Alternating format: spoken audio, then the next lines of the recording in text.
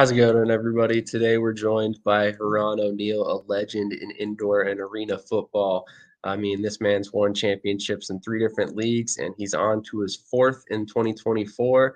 And he's looking to hopefully win a championship in a whole new league, the Arena Football League. So, Coach, how are you doing this Sunday afternoon? Thank you so much for joining us. Oh, I'm doing pretty well.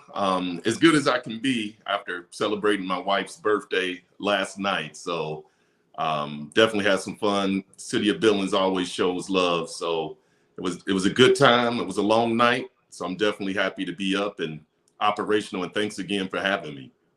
Absolutely. Always a pleasure to have you on, and happy birthday to Miss O'Neal there as well. Make sure to throw that out there for you. So obviously the big topic at hand for our discussion today is the fact that the Salina Liberty have moved to the Arena Football League for the 2024 season. Oh, looks like we're having some technical difficulties. Give us just a second.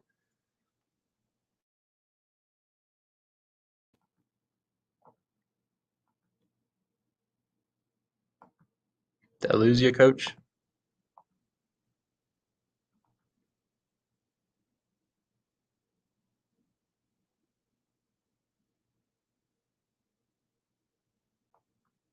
This is Brett, and you're watching Shady Sports Network. Tune in, hit that like button. You might wonder, what do these guys do? Player signing announcements. I never in a million years thought you would actually come on to break this news. So without further ado, go ahead and tell everybody what happened today. Yeah, man. I just had a workout with the Cincinnati Bengals. Signing me right out. Without further ado, I'd like to announce that, I'll be taking my talents to Salina Liberty. This just in, the Major League of Football is... Okay, give us just a second. We're trying to get Coach back on. It seems like we're having a few issues currently. Give me just a moment. We'll get it figured out. Go right back into the commercial. This is Brett, and you're watching Shady Sports Network. Tune in, hit that like button. You might wonder, what do these guys do? Player signing announcements. I never in a million years thought you would actually come on to break this news. So without further ado, go ahead and tell everybody what happened today. Yeah, man. I just had a workout with the... Yeah. All right, here we go. Sorry about that, Coach. Okay. Awesome. So, like I was asking, is basically today's big subject is the fact that the Salina Liberty have moved over to the Arena Football League for the 2024 season, along with multiple other CIF teams. In your personal opinion, what are the positives from your perspective about this move? Well, I think it's a bigger stage. It's also where all of the indoor football came from. It started with the Arena Football League. If it was not success in the Arena Football League, nobody would ever known anything about indoor football. So to be in the same sentence as, like a Kurt Warner, somebody that went on to win a Super Bowl, to be in that fraternity, so to say, is huge. And I definitely see the difference, with the recruiting. Everybody's heard of the Arena Football League. Indoor Football League is great as well. Like I said, I had a lot of success there. I'm in the Hall of Fame there. But the AFL is where it all started.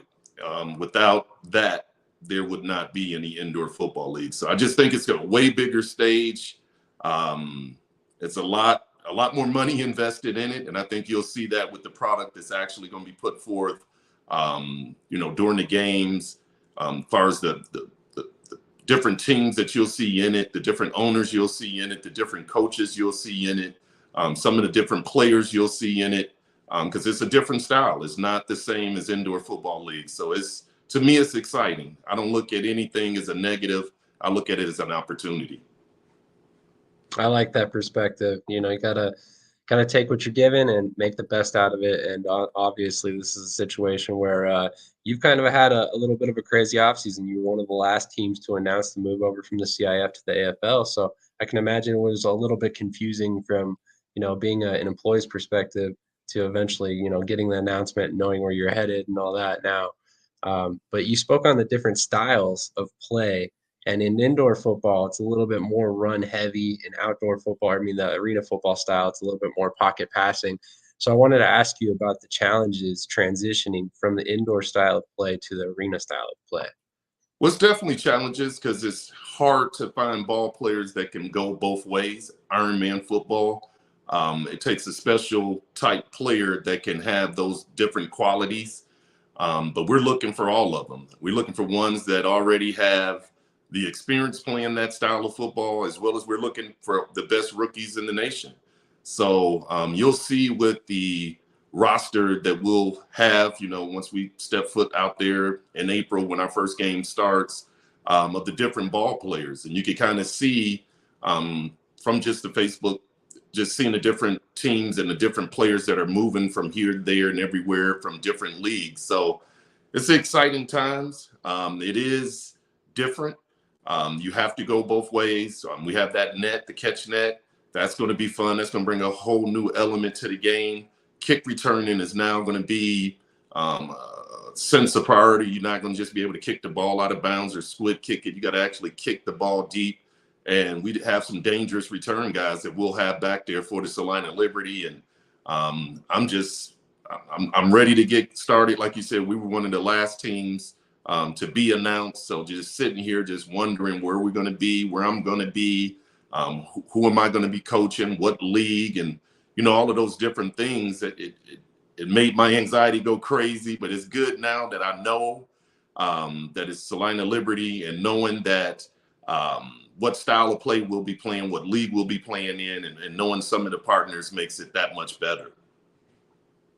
Absolutely. Obviously, you have a lot of familiarity with some of these teams that came over, a team like Billings and stuff like that you know very well. So it's kind of nice to have some of those rivalries come in as well, in my personal opinion. So it's going to be interesting to see how everything works out, especially with the regional style of play, which I think is very, very intelligent by the AFL.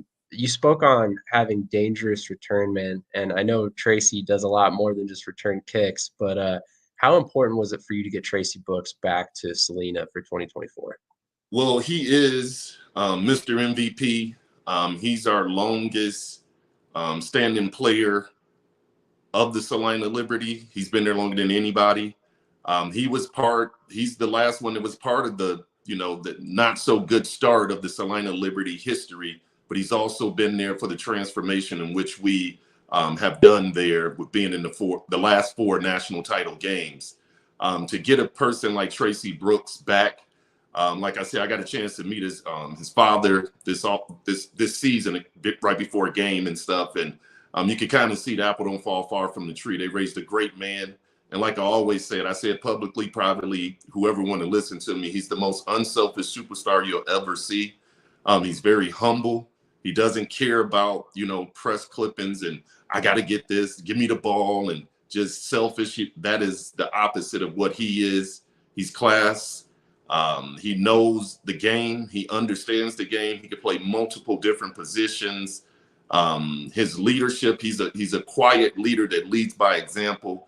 He comes to work every day with a purpose to get better.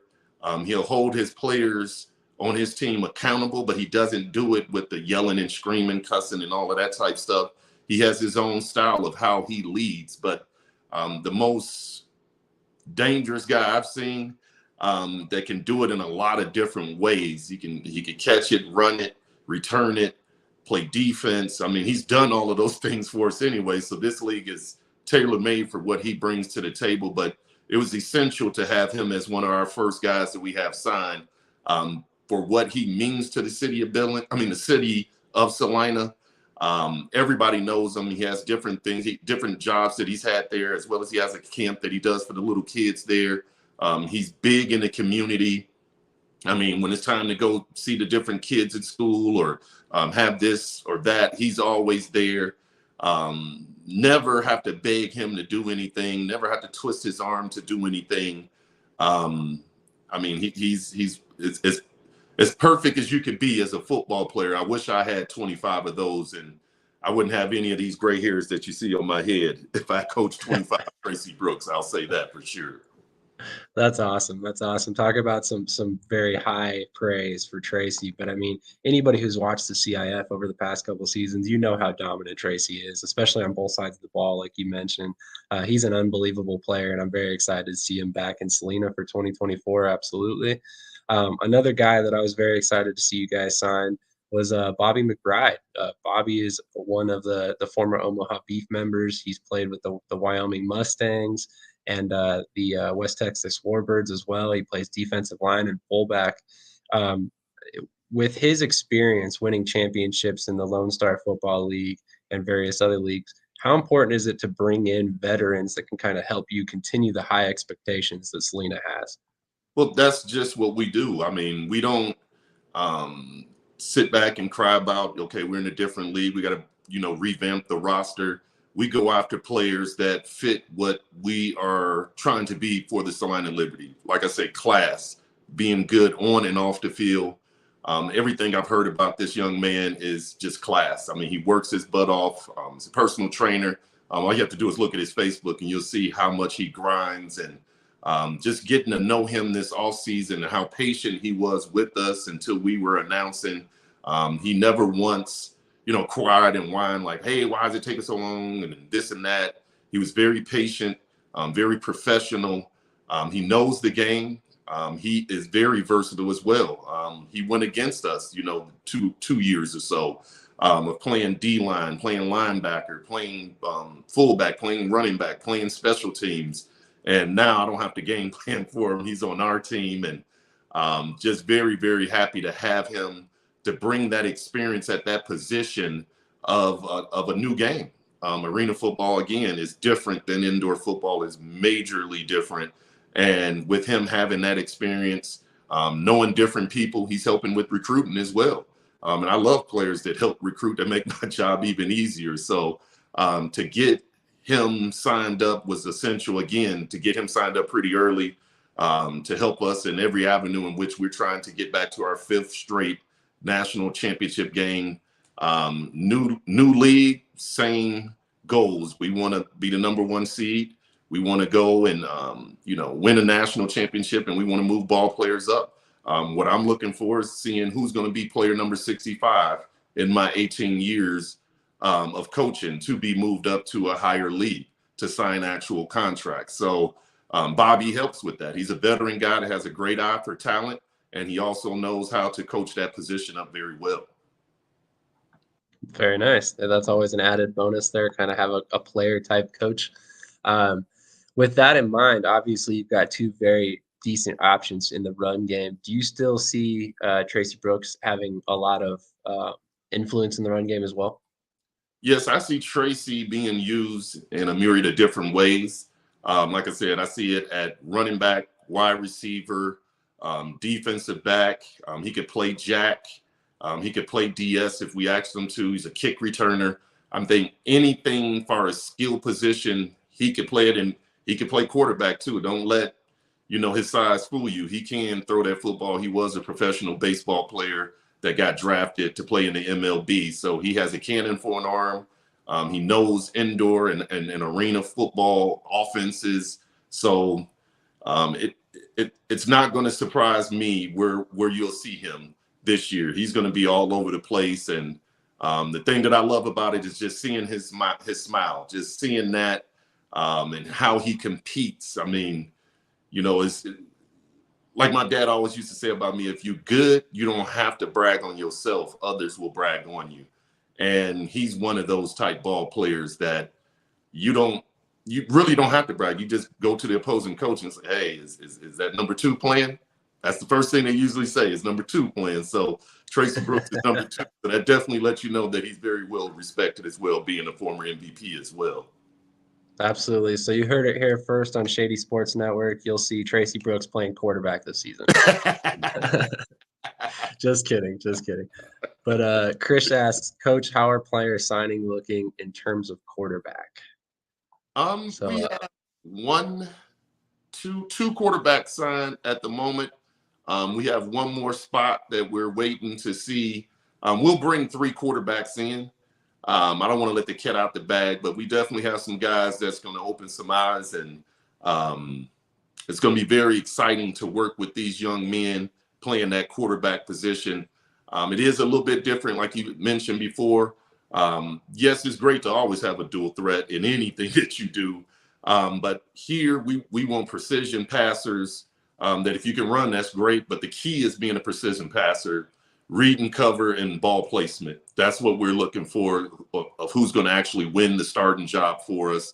But we will bring in some top tier talent. It will be steep competition at every position, but especially at that quarterback position. And I'm looking forward to getting to camp and getting started with these guys to see who takes over the reins at that quarterback position. Absolutely. So I'm kind of curious. Obviously, we mentioned it briefly before, but the Salina Liberty have never actually played outside of the CIF up until this season. Every literal season they've had since 2016 was in the Champions Indoor Football League. Do you anticipate this being a transition for the fans to kind of learn a new rule set and a new style of gameplay?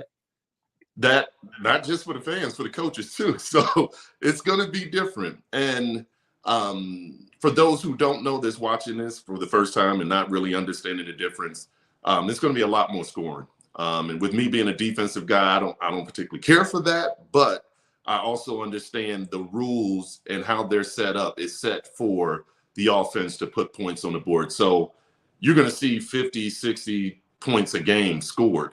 And that's just how arena football is. It's fast-paced, action-packed. You're not going to see any games 30 to 25. I don't think you'll see any games like that because of the rule sets, as well as the talent that you'll see in this league too. So the Salina Liberty is used to, for the most part, in my 5 years of being there, being a top 3 defense.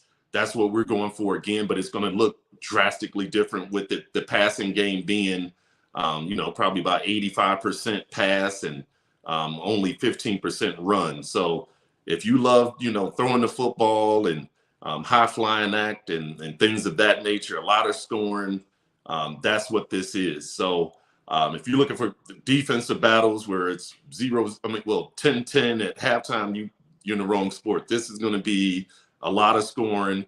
And just with the dynamic of those catch nets, that's going to bring a whole different dynamic and excitement to our fans that it's going to take time for us as coaches to get back used to arena football. It's going to take time for the fans to get used to seeing arena football. I mean, it's going to be different in general, just to go in there and see the catch nets. Like that's a marvel. It's huge. I mean, it's a different thing. Now, some of the people are going to be a little upset because the balls won't go in the stands as much over in that area, but it's going to be a fun, action-packed game.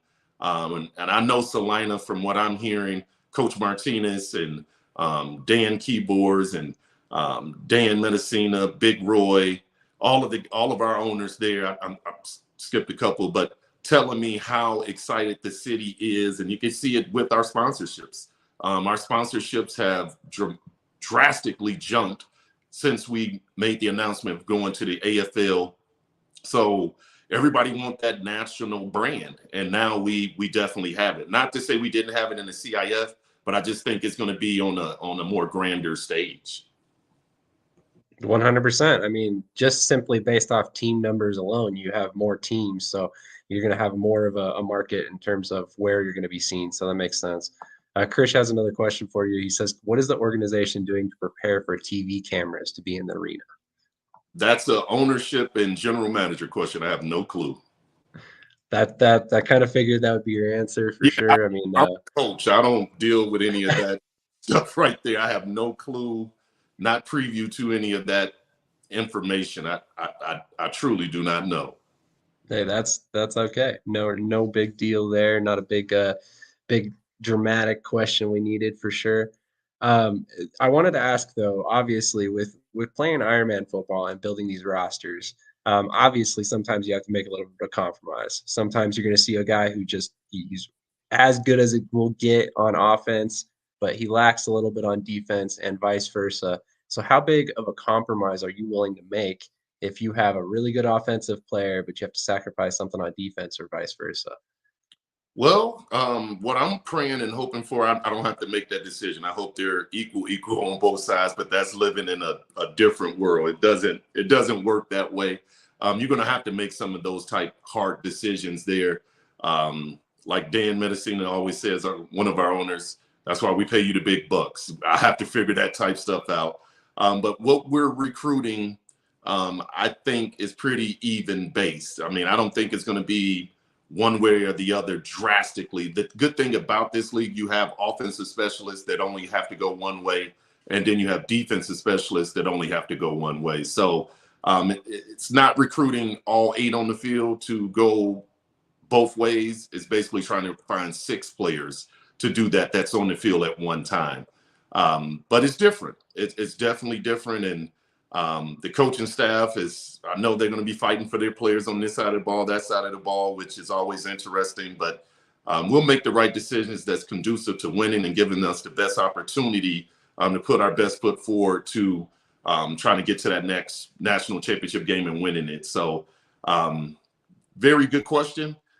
Very hard to answer without actually seeing the guys in camp, seeing what they can do besides just looking at them on film. Absolutely. So we had Coach Cedric Walker on a little while ago, and obviously in the CIF last season, you guys had a 3-point conversion and a 4-point conversion. He said he would love to see the AFL adopt this. I'm curious of your opinion on this. I'm gonna be honest. I didn't like it at first. I thought it was kind of crazy. But talking with Steve Titus to get the analytics that went behind it kind of converted me over. Steve Titus is a very smart man, for one. I mean, he's a lawyer for a reason. And, owning 2 teams, you got to be pretty smart to do that.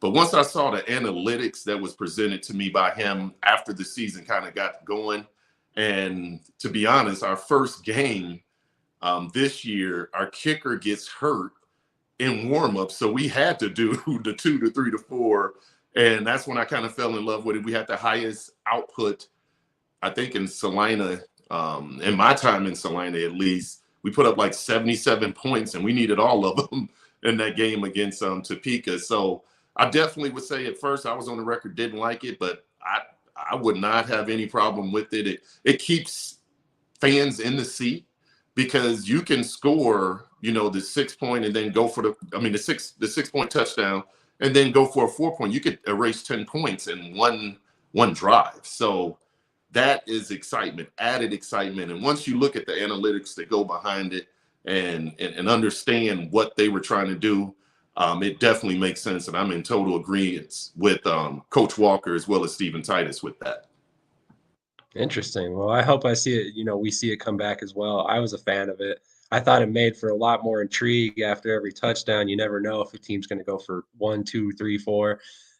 But from your perspective as a defensive mind, how big of an adjustment was that for you to prepare at any given moment to have to stop another play on that drive?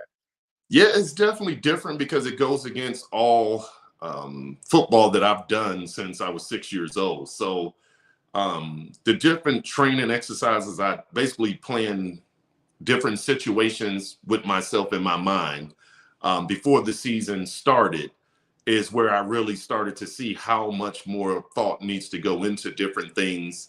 The drive before, 2 drives before, it makes you think a whole lot harder. And it took me some time to come up with my philosophy and how we play the game, depending on how much we're up with, 6, 7 minutes left to go in the game. It definitely changes how you play call.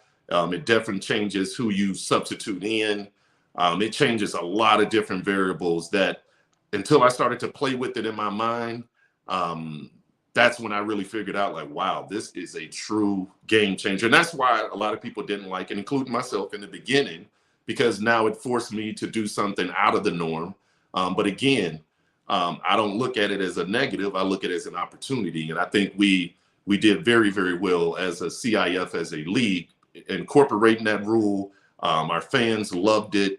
And I think all the ones that was not in it in the beginning, liking it and everything, they loved it toward the end of the season after they started seeing it being used. I would have to agree on that front because I heard a lot of fans at first critical of the move. And then later on in the season, I heard less and less of that as we went. So I think they kind of came around as the season went on. So obviously, this past season, you appeared in your fourth straight Champions Indoor Football Championship game, and you played the Beef for the third time in a row. So I have to ask, are you a little bit excited that you have some new opponents for the 2024 season? Well, I'll say this here. If you look at the last 4 years of me with the Salina Liberty, we've played each other in the playoffs. And I've knocked them out 2 times in the playoffs. They knocked me out 2 times in the playoffs. I was so much looking for the tiebreaker this year, 2024. But I will say this here. If we're fortunate enough to get to the championship, it will be good to go against a different team. No offense to Ricky Burtz. He's a great owner. No offense to Beef Nation. I don't need y'all going crazy on me at the slaughterhouse or anything. But, you know, I think with this new thing that we got going, you know, it's a lot of people talking negative about it because it's new. I don't know anybody that, you know, something that's new that's coming. Like I said, this is not just a gradual thing of what the AFL is doing. I call it like a hostile takeover. They're coming in and they're doing big things, and just listening to some of the different sponsorships that we have, and we're trying to take it to the next level. So yes, it's been great to go against Omaha these last 4 years, but I'm looking forward to competing against some of these other great coaches and great organizations and finding some of these new rivalries as well. And I'm pretty sure if Omaha wants to come back and play in the AFL, we'll take them on if we have to. Absolutely. Commissioner Lee Hutton did speak on the eventual possibility of playing the NAL and the IFL in some sort of championship game. So maybe there's still the possibility someday of that happening. But it'll definitely be interesting to see how everything goes for the arena and indoor football world in general, because after all the changes this offseason, it's really, truly shaken it up more than ever before. Yes, I mean, like we were saying off air, I mean, this is my 18th, well, this is going on my 19th year of doing this indoor football arena coaching, and I've never seen an off season like this. These last 3.5 months for me personally was very tough, just not knowing where we're going. What are we doing? Are we going to even have a league? And what league is it going to be in? What's the rule set? I mean, like our ownership said, we had multiple leagues wanting, you know, the Salina Liberty as well as some of these Kansas teams to play in it. And I mean, they talked to me about these different, this league, that league, this league. I'm not going to name any just for fairness. And but it was tough. It was very, very tough because you get used to playing the teams that you're used to playing. But like I always say, I'm always welcoming new. And I look at it as a chance to make the most of it, so to say. But it was tough. I'm not going to sit here and lie. This was the toughest 3.5 months that I've dealt with as far as an off season, to start an off season in my 18, 19 years of coaching. I can only imagine. I mean, from the outside looking in, it was chaotic. I mean, there was teams moving every direction. You'd hear one thing about a team, the next day it'd be totally different. So I can't even imagine from trying to sort through all that from a coach's perspective and actually working for one of these teams. But I'm glad that Salina landed on their feet. I'm glad that it looks like they have a very bright future, as you know they did last season and the season before. And I'm very excited to see what the AFL puts out, because honestly, I'm a firm believer of the product that they're building, the foundation that they've got so far in place, and I'm excited to see what it all brings. Because you know, I remember when I first became a fan of arena football back in 2005, when I first saw my first in-person AFL game, and truly, there's nothing like it, and there has never been anything like it since the AFL shut down. As much as I hate to say that, you know, the CIF is great, the IFL is great, the NAL is great. No disparity to any of those leagues, but there's just something different about the AFL from my perspective. And that's a big reason why I'm such a supporter. And I'm really hoping that it really truly shakes up the game like we all hope it does, and brings TV back into it and the money, so we can continue to get better and better players, and you know, higher a level of talent, and better product on the field for sure. But Absolutely. with all that said, sorry, go ahead. No, I say I 100% agree with that. And like I said, it's a lot of naysayers out there and things like that. But like my mom and like I learned in a lot of my theology classes growing up in Chicago, Chicago Mount Carmel Catholic High School. If you can't deal with a little bit of criticism, then who are you as a person?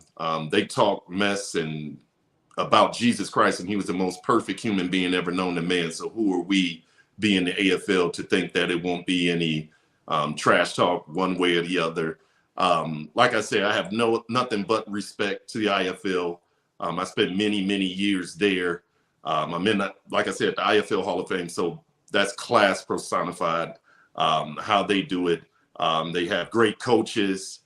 Their commissioner, one of the best commissioners out there, Todd Tryon, had many wars with him when he was with the Sioux Falls Storm. The NAL, headed up out there, with all those teams they got going on now, the 8 different teams there, and great coaches there, great organizations there as well. The AIF, I think, is going to be a surprise. I think that's going to be a league that's really going to step their game up. You can look at with the coaching and the owners that they're bringing in, the players that they're signing. I think this is great. I truly do. I mean, I wish it was something like this was out when I was coming out, because basically it was NFL Europe, CFL, and the Arena League. That was pretty much it if you wasn't in the NFL. Now look at all the different plethora of different leagues that you can play in to get that film to move up. And that's what this stuff is all about. I mean, talking about the Olympics 2028. The AFL just signed on as a sponsor for that and trying to market our players in 2028 to be representing your country. That's something to be proud of. So yes, it's a lot of question marks, and I got question marks too. So I can't sit back and explain everything what's going on. Like they said, it'd be more information that's going to come out. The more teams are going to come out next month, and just give it a chance is all I ever say. I mean, I'll try anything once. Now, when it's something different going on, then I got you. But from what I'm seeing, what I'm being told, it's a great situation. And I'm so thankful and blessed by God to be in, as a head coach for the Salina Liberty and into the Arena Football League, which is something of a dream for me. So it's like I pinch myself every day to kind of say, man, I used to play for the Milwaukee Mustangs, and Coach Hohensee was the head coach for the Chicago team, and the way he used to look at DBs and give them that scrawl, and he finna dial something up on your butt. To say now that I'm a coach in that same league as him that he was in, Coach Arbet, great coach. I think he won 3 Arena League titles with the San Jose team. They had their own plane. That's how big time they were. It had the San Jose Sabercat on the little fan there.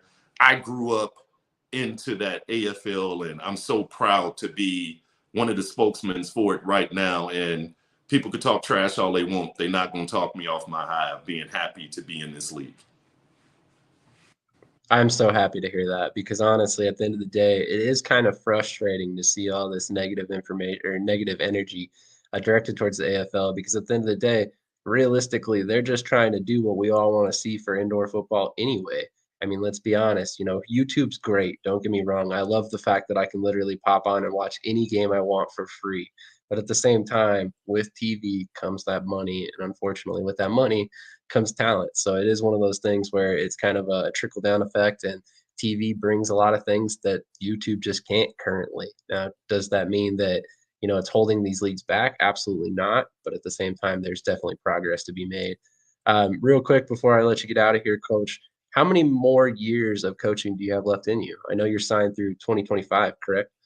Yes. I'll say as long as my body continues to let me do it, my plan is to go for another 10 to 15 years and then get into general managing. That's kind of what I want to do. Transition from being off the field as a general manager, but I'm not looking in the next 10 to 15 years. I want to coach. That's what I want to do. I want to at least, my goal is to try to win 10 national titles. I have 4. So until I at least reach that goal, if God blesses me enough to get to that, that's my goal, is to get 10. I don't know why 10. I mean, most people say, why don't you go 7, 1 over Jordan or something like that? But it's something about winning 10 national championships. It has a nice little ring to it. I would agree. How many are you at now? I don't want to misspeak. 4. I've had one in the NIFL in 2006. I won the first ever in IFL history in 2009 and 2010 back to back. And then I won 2022 with the Salina Liberty. So 3 different leagues, but they're major leagues. I mean, at the NIFL back in the day, 06, that was 24 teams in that league. I remember playing that championship here in Billings. We had 9,000 people at the stadium. It was standing room only here at the Metro. So, yeah, that was a great league, and the IFL speaks for itself. To win those, in 2009, 2010, there were like 24 teams in that league. So to win it again with 20 plus teams in a league, that is a true national championship. So to have that, and then to get this last one here with the Salina Liberty, it never gets old to me. I love collecting these things right here. I love them. That's awesome. That's awesome. Well, something tells me you got many more left in you for sure. I'm excited to see you get that number 10. Hopefully, it comes very quickly for you. But the AFL is definitely going to be an interesting league to watch. And once again, thank you so much for your time coming on today and discussing this league, because honestly, I think that having the coaches come on here and actually speak about it makes it more real. And I think having the fans be able to see something like that is going to help a little bit of this negative energy going around. So we are trying to get everybody on here eventually, all 16 or 20, however it ends up before the season begins. We got a couple more for you next week. If you're tuning in, we'll have Damon Ware from Albany Firebirds. And we also have a surprise guest that I can't speak on quite yet, but they will be from the Oregon franchise that we'll be announcing in the next couple weeks, I believe. So definitely tune in for that.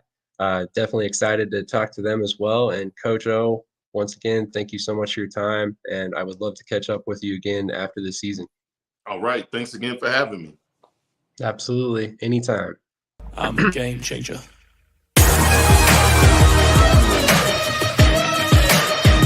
I'm a game changer. I'm a game changer.